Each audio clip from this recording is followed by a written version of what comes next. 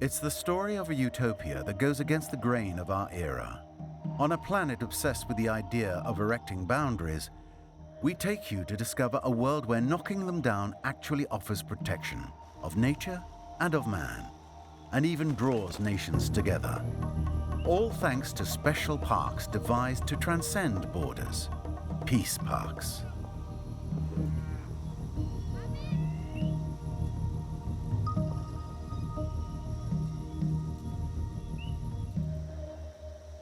Peace parks is more than animals and wildlife. Peace parks is also about living in harmony with people. The first transfrontier park was created here in 1932, between Canada and the United States, around Waterton Glacier, in celebration of the two countries' friendship. Peace Park is essentially an environmental conservation area which can be used as a place for building trust and harmony. This simple yet visionary idea has spread to every continent. In upcoming years, over 227 border zones could become peace parks, ranging in size from a few hectares to immense natural reserves. 60 have already been created, 5 in America, 2 in Asia, 4 in Europe, and more than half in Africa.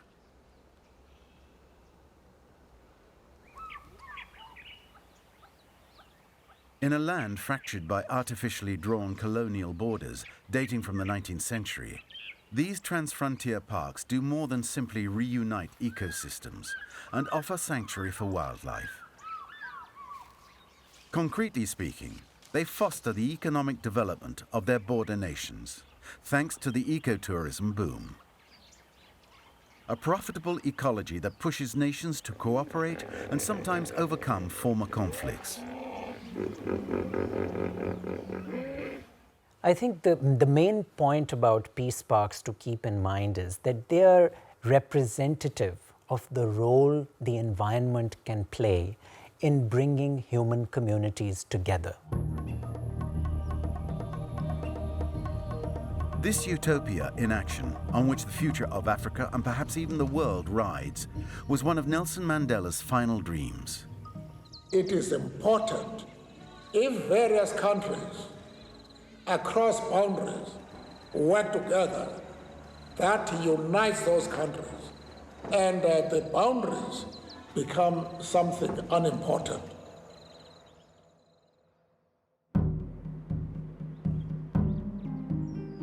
The desire to heal Africa through peace parks was born in these valleys of the Cape on the tip of South Africa. We owe it to the determination of an ecologist patron who managed to bring Nelson Mandela on board for the cause, Anton Rupert.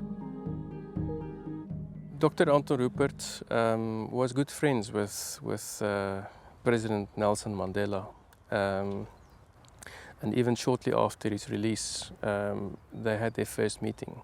When Dr. Rupert told him about the idea and about the concept, President Mandela was immediately supportive.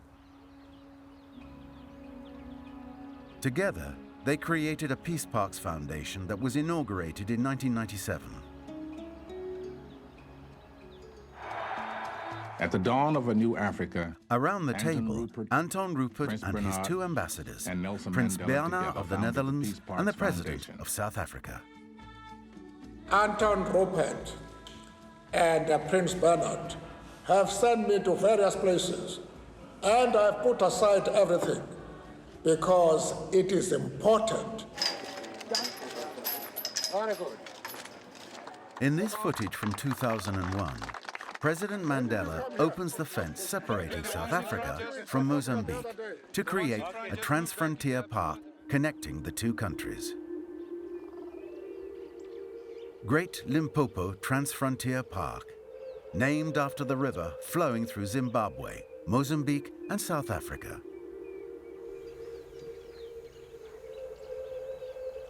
It took 10 years of political negotiations and the end of apartheid to overcome this international border separating two countries long ravaged by war.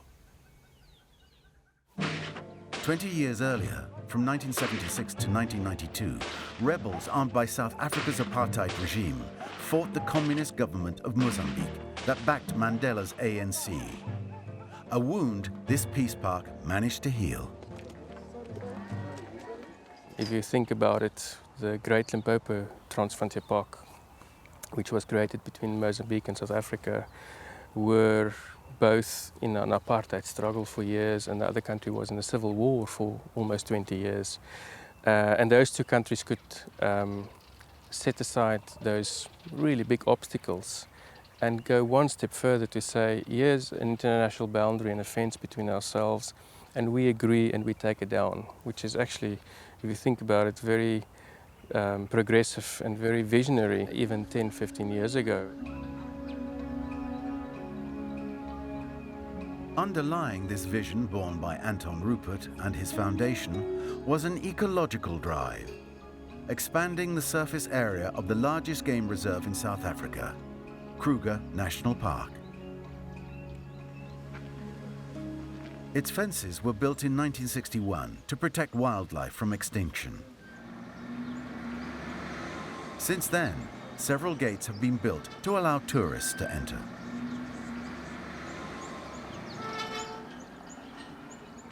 Inside, the park spans 20,000 square kilometers of preserved savanna filled with protected species.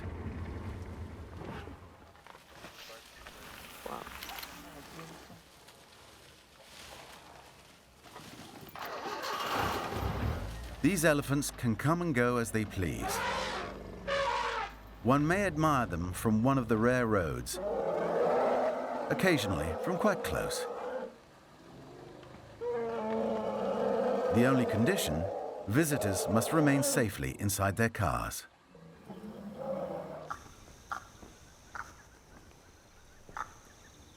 There are only a few areas within the thousands of hectares where visitors are allowed out of their cars to observe the wildlife and scenery.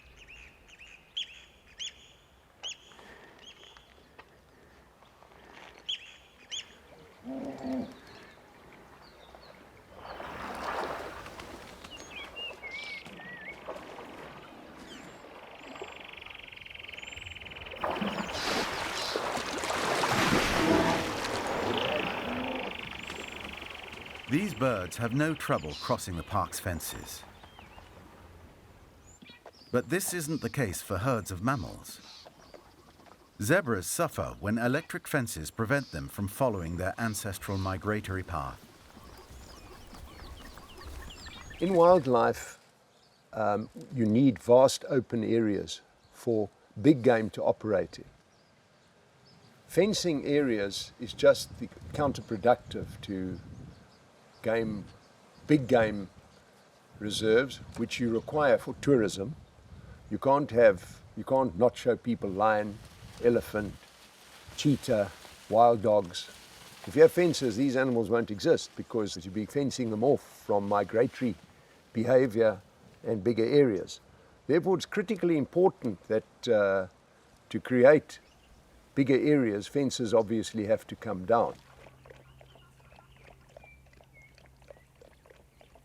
This was the thinking, enlarging the area required for the animals, that led the Peace Parks Foundation to focus on uniting the ecosystems of South Africa and Mozambique.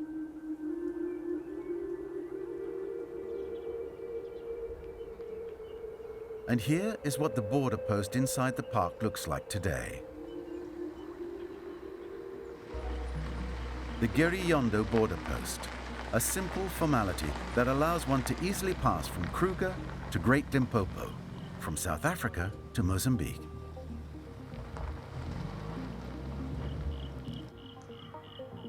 Besides reinforcing ties between the two nations, the creation of a park on the Mozambique side made it possible to transform this former hunting concession, traumatized by years of war, into a protected reserve.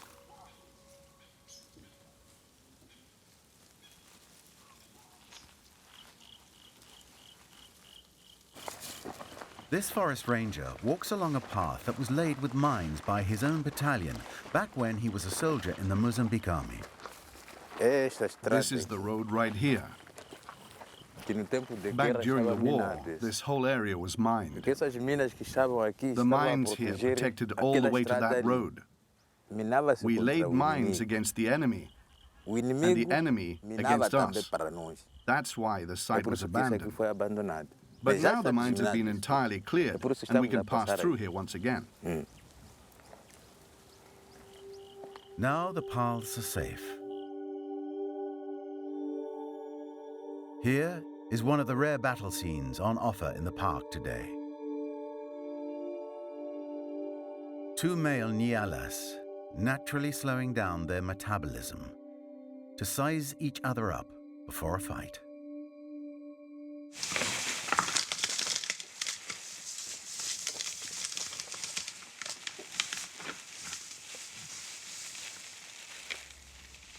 My life used to be very different from the way it is today. Back then, you had to cultivate a plot of land in order to eat. You couldn't earn money to buy food. Ever since I was hired by the park, my life has completely changed. Nothing is the way it was before. Limpopo National Park has brought many positive developments with it. It has greatly contributed to improving the region. This is evident in the villages surrounding the park. Their inhabitants have a much higher standard of living thanks to the park and tourism.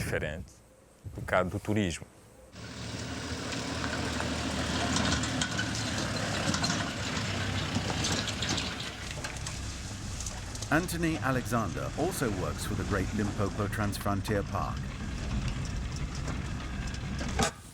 But he is South African. He was appointed by the Peace Parks Foundation to develop the project.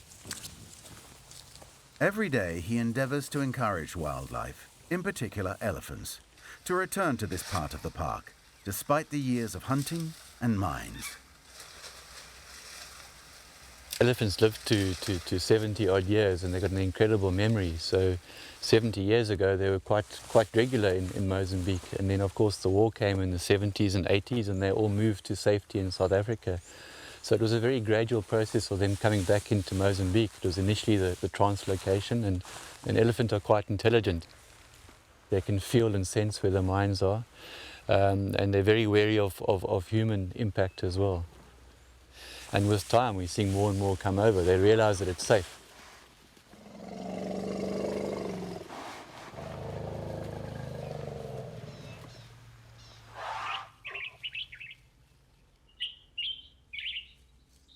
To develop the park, over 4,000 animals, including numerous elephants and zebras, were moved from South Africa to Mozambique, where they are now free to thrive and reproduce.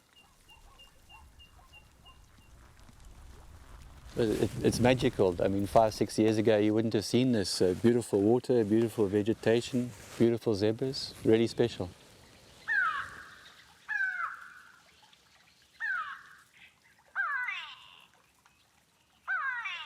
It's a long process. It's a slow process to get the wildlife numbers up. But its proximity to Kruger National Park is key. I mean, Kruger gets over 1 million visitors. If we can get 100,000 or 200,000 of those visitors, the park will be financially self-sustainable, and that's ultimately what we're looking towards. Ecotourism is 90% tourists from overseas destinations. And these are the people that are driving the initiatives relating to wildlife tourism. And with that, obviously, employment much needed and foreign currency earning. And Africa, it's not an industrialized continent at all. There's not a lot of manufacturing taking place. But there's incredible landscapes and incredible wildlife. So if for every 8 visitors to Africa, you create 1 job. Peace parks have the potential to augment economic activity. And so we should not just think of them as naive ideas, utopian ideas, but as potential opportunities for economic development and growth in border regions. For the time being, there are very few lodges open on the Mozambican side. Take this rustic hotel, for example, Mashampane. The only guests are a handful of South Africans in the know, or else foreign tourists looking for a stopover point on the way from Kruger Park to the beaches in Mozambique. To attract more visitors, there needs to be an increase in wildlife. Roads need to be opened up and the infrastructure developed.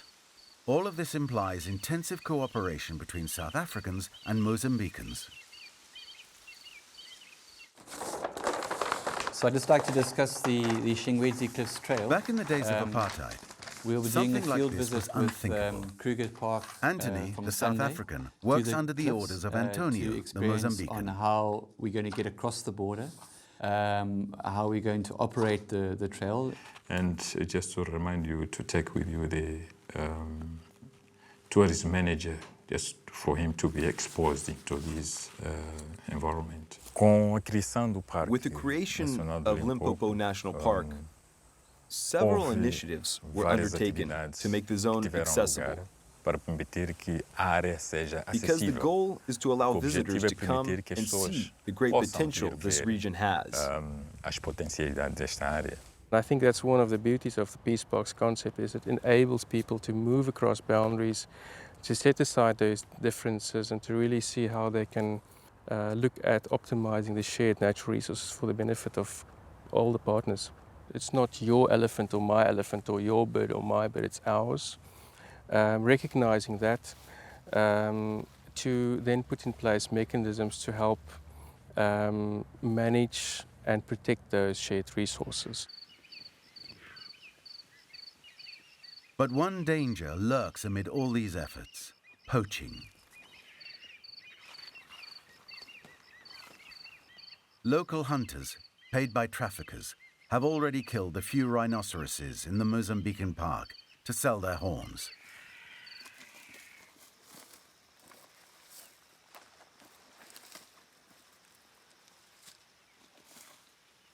So this is more than likely a poacher's fire. You can see the way they've burnt the tips of the wood.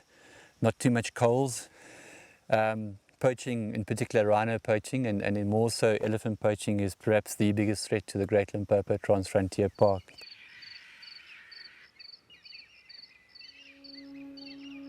If the rhinoceroses die, the park could die too for lack of visitors.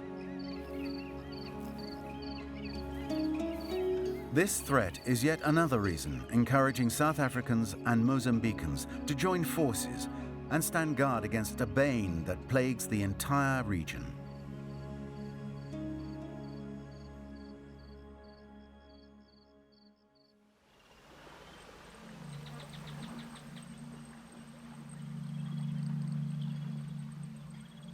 For the proponents of peace parks, the solution lies not in building higher and higher fences to protect the territory, but in fostering co-development and creating jobs through ecotourism. This is still the best way to discourage poachers and limit illegal immigration. There's a lot of pressure on the GLTP to put fences up because there's a belief that it stops poachers, but the reality is a fence doesn't stop a person, a fence can only stop wildlife. This fence can be jumped over quite quickly. If you look at the border between USA and Mexico, the most technologically advanced fence, it doesn't stop people.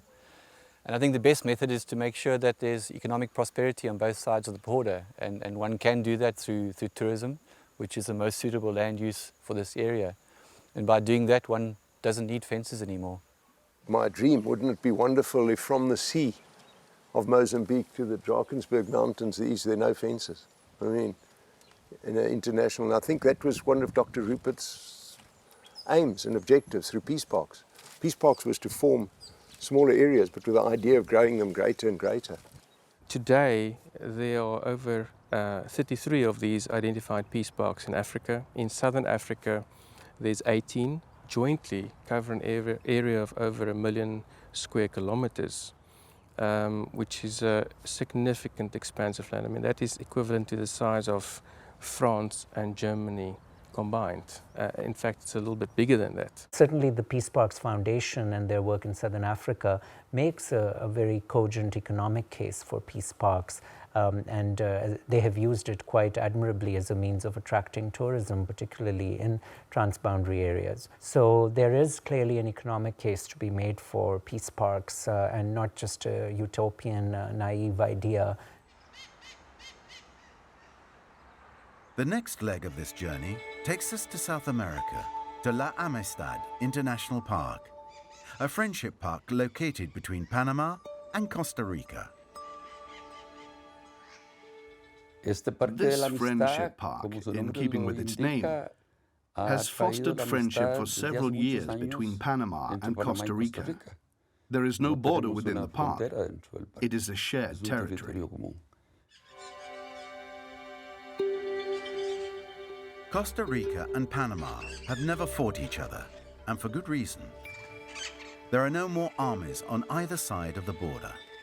A decision that was taken in a highly particular context. The Latin American Republic of Panama. In December 1989, the United States invaded Panama to fight a dictator suspected of arming the communist regime of Nicaragua, General Noriega. The operation made it possible for his opponent, Guillermo Andara, to be elected. Yet no South American country would recognize Andara, except for Costa Rica. My mandate was coming to an end in May 1990, and I told President Andara, I want to recognize your government, and I want to be the first to do so because we are neighbors. But for this, you must pay a price. And that price is the abolition of Panama's army, which has done nothing but harm Panama with its coup, as was the case for Haiti and countless other Latin American countries and throughout the world. Panama agreed to follow in the footsteps of Costa Rica, which had abolished its own army back in 1948, with a new constitution designed to avoid future coups. In the words of François Mitterrand, Costa Rica is the only country in the world to declare peace on the international community. Having no army has always been a calculated risk. The money that would have been used to purchase weapons was invested in education and health instead. The entire population is covered, as in wealthy countries, and we have the highest literacy rate of any developing country.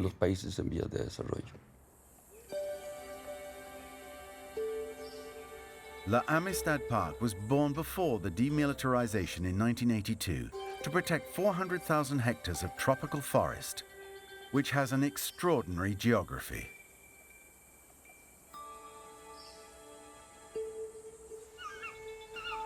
Classified as a World Heritage Site by UNESCO, the park is home to rare species of birds and insects, some of which have just been discovered.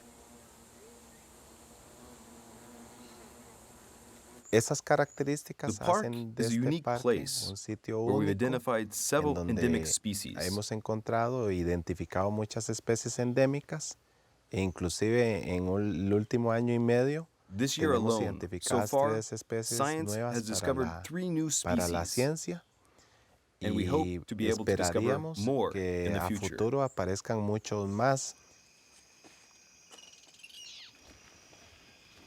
Roger Gonzalez is a biologist. Every morning he walks the trails that have been made available for rare visitors, often researchers who come to study the nature.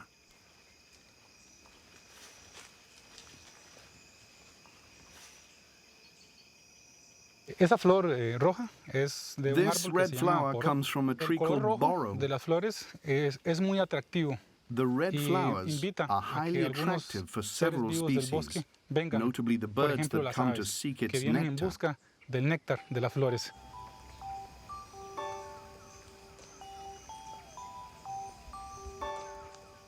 Costa Rica boasts 20,000 varieties of butterflies and 400 types of birds, including these magically colorful hummingbirds.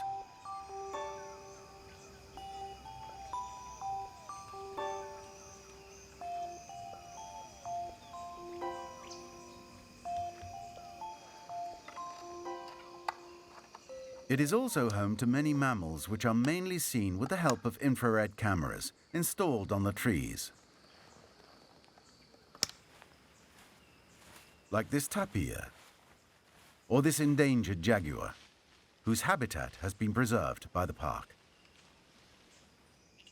These clearings correspond to areas that were deforested long before the forest was declared a national park. All the trees that were cut went to the lumber industry. Ever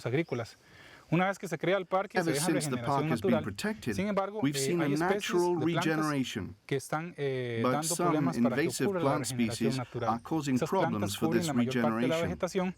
These plants cover most of the vegetation. Luckily, we can count on these insects. They feed on this plant that slows the regeneration of these clearings. It's a very beneficial biological controller. The main interest of La Amistad National Park is that it has slowed the predicted deforestation thanks to cooperation between forest rangers in Panama and Costa Rica. Seleccionamos algunos sitios dentro del parque. We select certain areas within the park on both the Costa Rican and the Panamanian sides.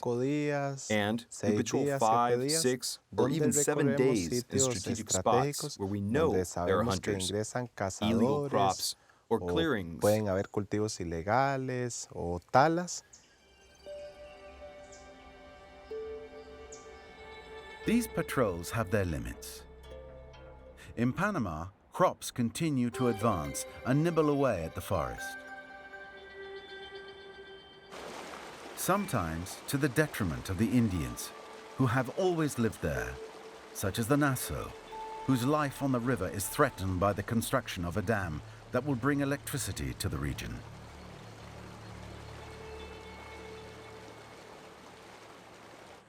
For the Nassau, the river is many things. It's everything. It's their highway, their form of transportation. They have no roads between their 12 communities. It's their source of food. It's where they bathe, laundry, everything. And so the risk is if they should lose that river from hydroelectric development, then they lose their way of life. The only hope for the Nassau and the forest is the fact that UNESCO is worried about the proximity of the dam to La Amistad Park, so much so that it has issued a warning to Panama. UNESCO has said that should there be any further hydroelectric development in the park, according to plans that have been investigated, then they will lose World Heritage status. This is what is so important about a peace park. Being able to put this forest and river under international surveillance, giving them an ecological value that puts the brakes on certain economic appetites. Unlike Panama, Costa Rica has banned construction and crops within the forest since the creation of the park. A decision that wasn't easy to get accepted.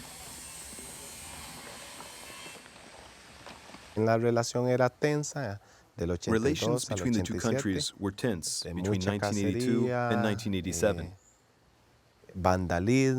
because of poaching and vandalism in the protected reserve. But little by little, thanks to joint action, the situation began to change, notably due to community management programs, scientific research, and environmental education, which are now coordinated with organized groups located in the buffer zone.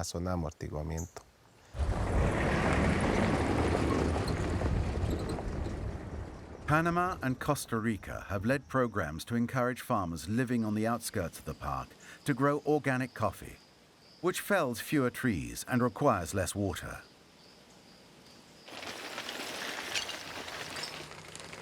A message completely accepted by the new generations.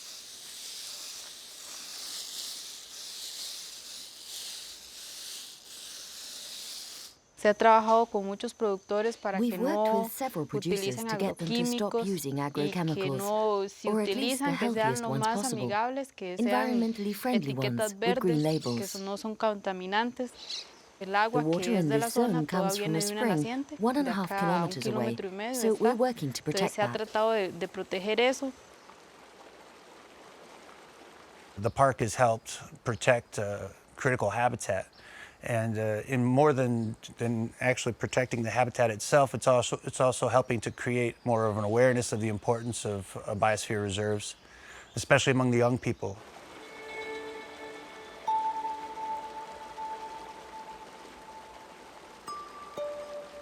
Al Valle del Silencio, estar en el contacto profundo con la naturaleza, ver la vegetación, estar en lugares tranquilos, relajados, y todavía saber que es casi que de uno, ¿verdad? El parque no tiene dueño, pero uno aquí lo quiere y lo cuida como si fuera el dueño. I think there's hope because there's a great pride in the ecology emerging, and there's a great pride in the fact that Panama is, along with Costa Rica, home to a World Heritage Site for the ecology. Si bien el cambio climático Although climate change and border problems may lead to wars, it's also true that natural parks can bring friendship and peace and prevent conflict between neighboring countries. de conflictos entre países vecinos.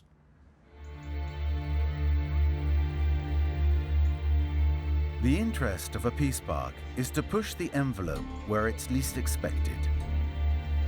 Optimists dream of the Middle East.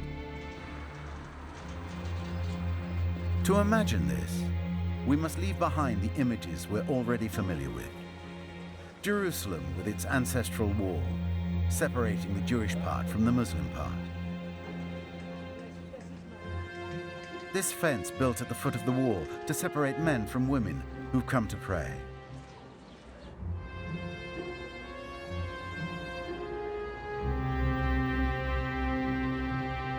We must leave the famous wall separating Israeli settlements from the Palestinian territories.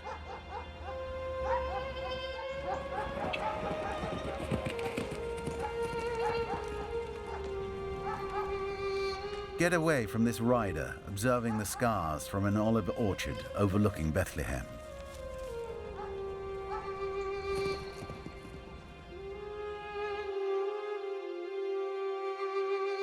We must get off this stifling route Israeli settlers have forced upon themselves in fear of attacks and of their neighbors. We must travel 150 kilometers north of Jerusalem, above an islet where the Yarmouk meets the Jordan. That could give rise to a future peace park, the Jordan River Park. Its east bank is in Jordan, its west bank in Israel. The border between these two countries passes exactly down the middle of the river, which is guarded on the Israeli side by an electronic fence. What's surprising for this region is that civilians can open it to venture near the other bank, which is monitored by Jordanian watchtowers every 7 kilometers.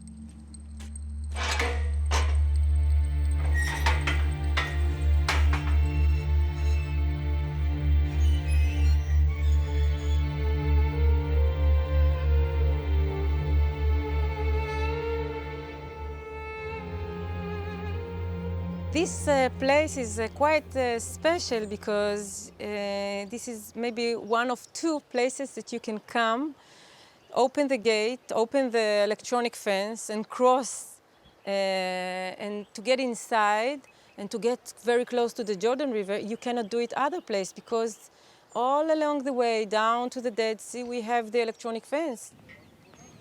The Yellow Gate was built by the Israeli army. And it protects us, but very easily we can let them know on the telephone that we have visitors all day and all night long. Many years ago, it was not possible to do this. These tourists venture as close to the border as possible to admire these historically charged sites. Like this bridge, built by the Romans in the 2nd century AD.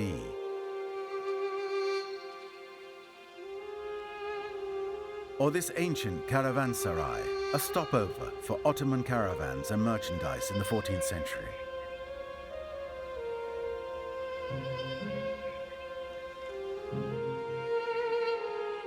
Or else this train, bombarded in 1948 when 2 Arab armies from Iraq and Jordan attempted to invade the young Israeli nation.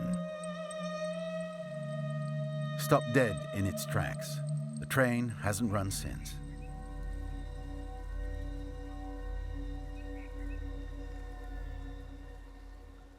Everybody crossed here. Caravan with goods, troops, armies who usually build the bridge, trains. People could cross here and from side to side until 1948. Since 1948, nobody crossed here anymore. Maybe in the future. It is with this hope that Nirid welcomes tourists and watches over this special place. She grew up in a nearby kibbutz, which looked after the site and restored these dormant sites with the help of Israel's Department of Antiquities. Located just opposite the park, the kibbutz Gesher is a utopist community founded in 1939 in a spirit of sharing.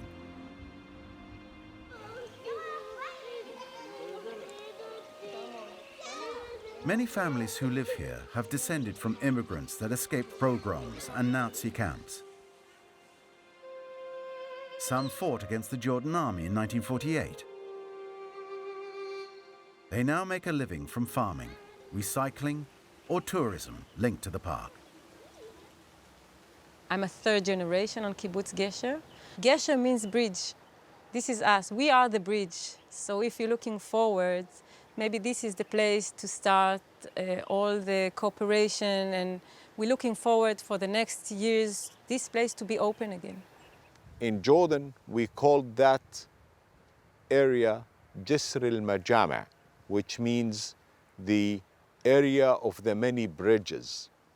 And when we are ready, when things are developed or well developed, we can make this joint cooperation and call it the Peace Park of North Jordan. The dream of a joint park is the rallying point for the ecologists of eco-peace. It is what makes them work together to convince decision makers on either side of the border. Nobody's really laughing at this point. They're listening, they're criticizing, they're wondering. When I say they, I mean the higher level governments, but everybody's listening. And that's a much better place to be than if they're laughing at us. So we've already made progress.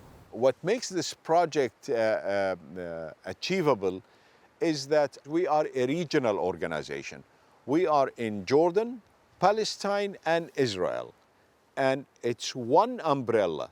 So whatever I do in Jordan is the interest of the people in Israel and Palestine also. I did come to Israel really with a dream, living in a community that was sharing ideals, sharing many things. Today it doesn't really work like that, but that's okay because there is still good things happening and there are still people that want those good things to happen.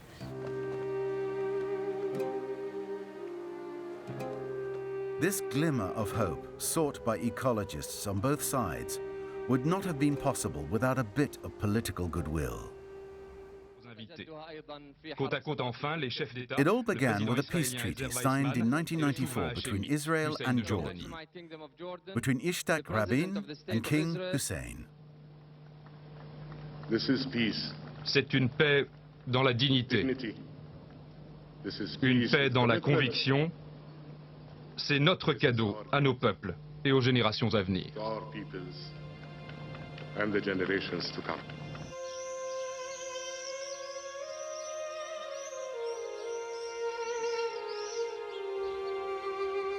The treaty made it possible to protect the land on either side of the Jordan River. That of the Gesher Gate, as well as other pieces of land located further down alongside the river. Like this island of peace, bordering on the ruins of a power plant, which has also ceased activity since 1948. Here too, visitors come with their families, sometimes for the sole pleasure of crossing military barriers, or to breathe the air of a fragile truce under the watchful eye of guards in Israel and Jordan, occasionally reflecting upon the tragedy that took place one afternoon in 1997. A few years after the peace treaty was signed, there was a tragedy here that we should not forget, where 7 girls were shot while they were visiting the peace island and killed by a Jordanian soldier who was angry about the peace treaty, but was also disturbed mentally. This tragic event, which affected 7 Israeli families, could have jeopardized everything if King Hussein of Jordan had not immediately reacted. I don't know if you remember, King Hussein came to visit in Israel. It was a very moving and very touching action of him to come and visit every family of girls that was killed, bend on his knees and ask for and apologize before them. Although the hope of Middle Eastern peace has grown distant since then, Israel and Jordan have continued discussions in the interest of the Jordan Valley. Our dream is to see this valley become the Valley of Peace. The sacred Jordan River may separate the two countries on paper, but it brings them together when it is a question of protecting this shared heritage, threatened by pollution and intensive use.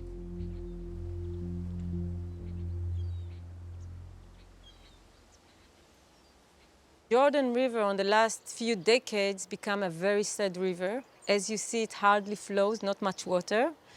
Of course, the reason is that we use the water here for other uses, we and our neighbors. Today, it is dangerous to swim in the Jordan River due to the used wastewater dumped in it by industries in Israel, Syria, and Jordan when they aren't diverting the river for their own private use. By cooperating to remedy these problems, ecologists came up with the idea of this peace park. 98% of the water been diverted. So our studies on the Jordan River led us to this magnificent, beautiful area where the Yarmouk River joined the Jordan River, where Israel and Jordan are partners in that particular ecosystem. The economic future of both countries depends on improving the Jordan River. Israel dreams of drawing more religious tourists who want to get baptized in the river.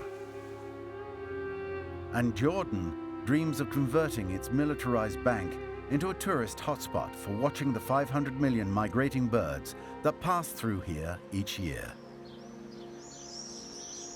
It would be a paradise for the bird watchers from all over the world, not only the area. That can really provide over 200 jobs for people of the valley here. And we all know that the people over here, they are poor.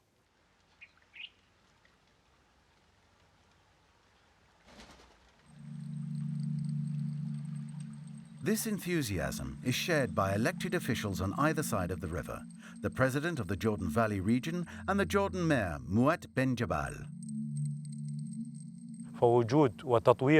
A touristic project such as this in the Bakura region would have numerous benefits for the future generations of the region, and it is a powerful asset for the entire region and the well-being of its inhabitants. If there is a common interest, there will be cooperation. For the Jordanians and Israelis that live on either side of the Jordan, the river is the meeting point that makes cooperation between the two peoples possible. على أرض الواقع لم يتم هناك لغاية الآن أي أعمال بهذا الخصوص. So far today, nothing tangible has been done. But perhaps the obstacle stems from the regional context. In order for the park to become a reality, the Israeli and Jordanian governments must find a middle ground. Circulation on either side of the border is possible. The infrastructure is there. Everything exists. Every proponent of the Jordan Park agrees on one point. The harmony they enjoy on a local level won't be able to move forward until the Israeli-Palestinian conflict is resolved on a national level. But when that day comes, there is no reason to believe that Israel won't be connected to its Arab neighbors by a genuine peace park, like a bridge where trains will start running once more. The Peace Park, which we call also the Jordan River Peace Park, it's really a dream, but it's an achievable dream. It's not an unreachable dream. We just need some goodwill. سوف يفتح آفاق للمعرفة The والتعاون park will open والتعارف. perspectives for cooperation and bring the peoples together. سوف يكون رمز. It will be big and symbolic, proof of the evolving pacifism in the region. There has always been a sort of visionary avant-garde. Dreams have come true. I draw my optimism from history. That's what gives me the strength to believe that it's possible.